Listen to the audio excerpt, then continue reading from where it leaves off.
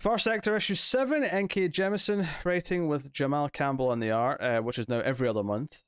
And this, no, I'd completely forgotten what the cliffhanger was from last night. I actually had to go back and check because I was so confused at the start of this issue. I had no idea what was going on. Which it's not so much a fault of the book because when it's every other month, like a lot of books would suffer from this, but it definitely, I was like, okay, I need to check. I just Yeah, I've struggled with worse books, far less. So yeah, this is there's some interesting concepts here. The first half of it's basically Joe in her sort of Green Lantern mech suit, and by mech suit I just mean created of the green light, not like an actual mech suit. But it's designed like a mech suit. And she's so she can fight the actual mechs. Yeah, so she can fight the actual mechs that have beings inside of the ambassador that was kind of like called her in the first place.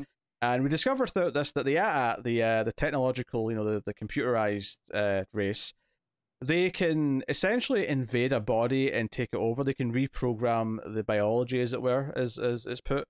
And it usually means though whoever they've taken over is dead and has been dead for a while. It sounds like they essentially reformat the brain. Yeah. Yeah. Well, that's what she sounds like, a computer. Yeah. And it's deadly, but they can do it. So yeah. Yeah. So basically, Joe's so pissed about this when eventually, she takes down the because she eventually wins the fight and the mechs are down, but the bodies inside are just gone, like they're just dead. Right. And the people, the AT-ATs who were controlling them have escaped into the network, right, into the digital network. Right. And Joe's like, you know what? I'm going to use this green ring to jack into the network, cyberpunk style, and go in there. There's multiple references to various cyberpunk stuff, actually, as she's forming this plan. The AT that's talking to her is trying to talk her out of it, but she's not having any of it. She's going in. She won't be persuaded otherwise. And so sure enough, there's a quick little flashback of her getting the ring. Interesting detail here about how the willpower for this works. It's not the same as the other rings. The willpower is more specific. It's not the willpower that you have to overcome fear. It's the willpower you have to coexist with the fear.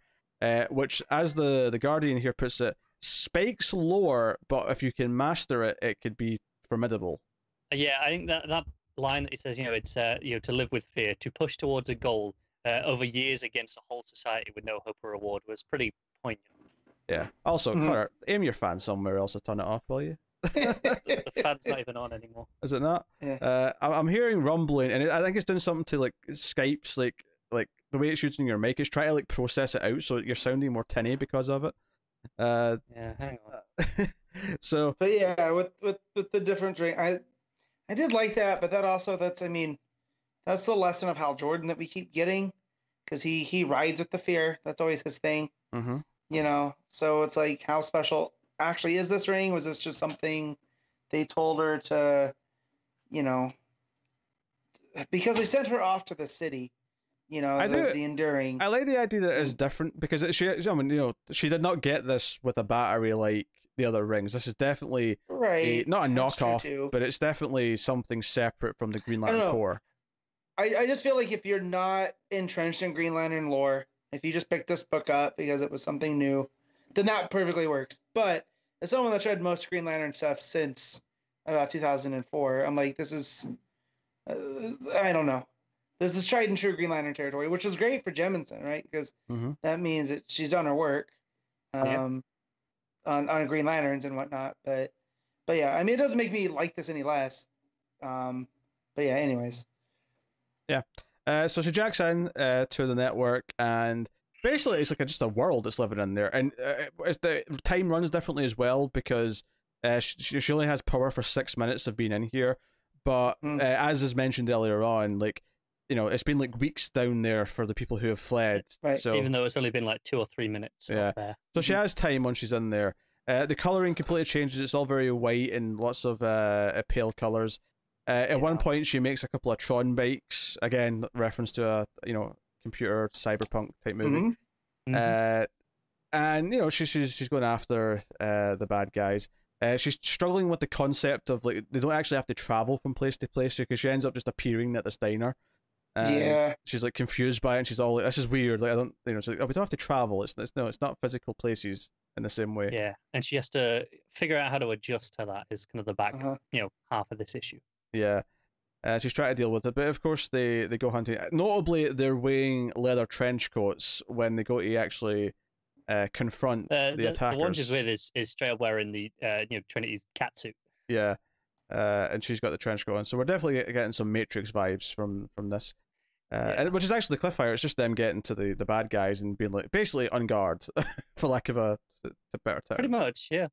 Lots of little bits in here that are fun. Her sharing the Doge meme. Mm-hmm. I was smart in the dialogue as well that it did the whole thing. Because obviously they talked about cat memes earlier on. Yeah, Sanji. The AT-AT almost starts singing Hakuna Matata at one point. Yeah. Yeah. A lot of fun in the back half of this issue. Yeah. Honestly, the biggest complaint is I just had no idea what was going on when I started. I had to go back and check the last issue, just the end of it, to see, okay, what happened at the end of the last issue. Yeah.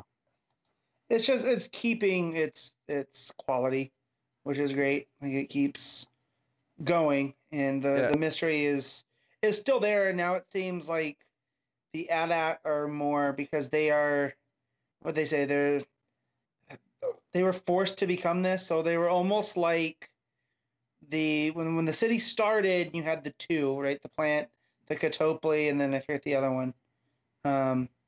The councilman is. It's almost like they had these virtual assistants, right? That became the AT-AT. They became their own type, right?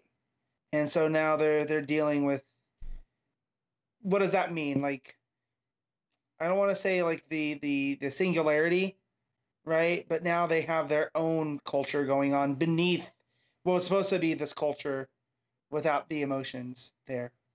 So I think that's real cool.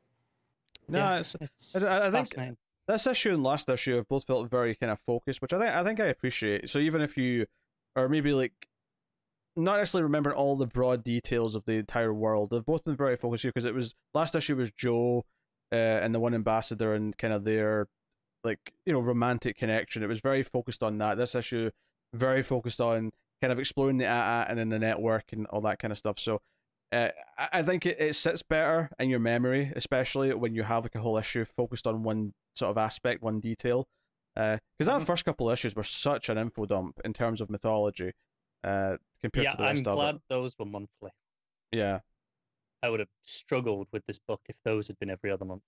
Yeah, so no, I think once again I'll say I do think this will read better in a binge when you can read like all 12 issues in one. Probably, I think it's pacing reasonably well right now, because we're 2/3 through now.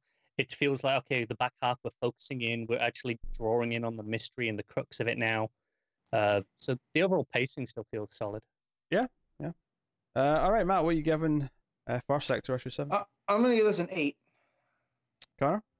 8 for me. Cool. I'll probably 7.5 for me.